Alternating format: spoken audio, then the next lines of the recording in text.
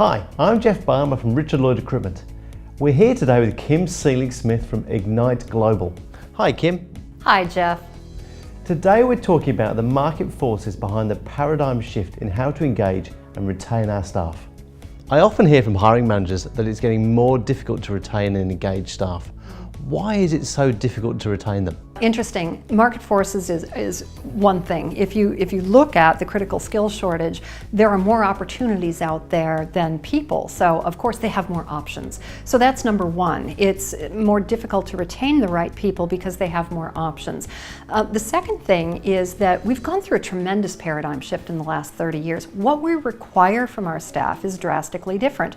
And yet the methodologies, the practices that we use to manage and to hold people accountable have their roots in the Industrial Revolution. They're that old, and they were developed for a workforce that was primarily concerned with routine, tactical, and predictable work. But now the work, all of that has been automated or outsourced, and now the work that we require the vast majority of people to do is more innovative, creative, and strategic, and that requires different practices. So partially it's because they have more options, partially it's because we're using old school methodologies for a new workforce, and partially it's because they have more options, they're demanding much more. That social contract that used to be in place where you go to work for a company and you stay there, if not until retirement, you stay there a good 10, 15 years, those are gone. And employees now are really looking at managing their career as their own business.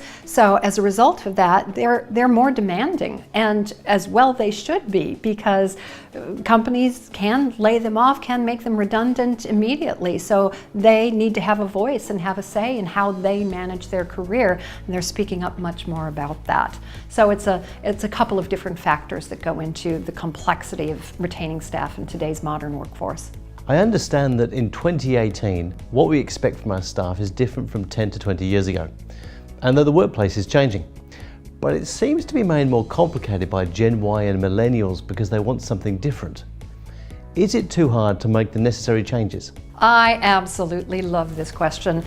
We've been talking about Gen Ys, and well, before they were called millennials. I remember doing a press release in 2004 about this new workforce that's coming in, the Gen Ys, and how different they are. And quite frankly, I think that the press has blown it up out of proportion. I don't think that the Gen Ys or the millennials actually require anything differently than any other generation in the workforce. The difference is they're more vocal about it, and they're making it okay for the other generations to be more vocal about it.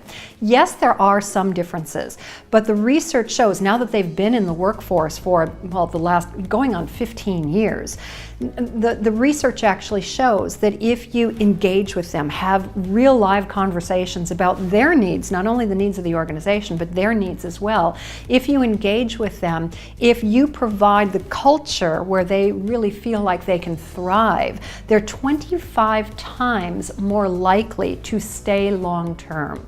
So it really pokes a hole in the conventional wisdom that we've grown up with over the last 15 years about what they're like. I just think that they're more vocal, and we need to manage the entire generation, all of the generations in the workforce, really in the same way, but that's different than what we did 20 or 30 years ago. What can an employer do to fix this? The easiest thing to do is to, I like to say, engage to engage. Companies spend hundreds of thousands to millions of dollars sometimes, depending on the size of the organization, on employee engagement programs. So they could be off-sites, team building, big parties, corporate social responsibility days. They could be health and wellness programs. Now, don't get me wrong, those are great programs, but without the fundamentals in place, it's like throwing money out the window, quite frankly.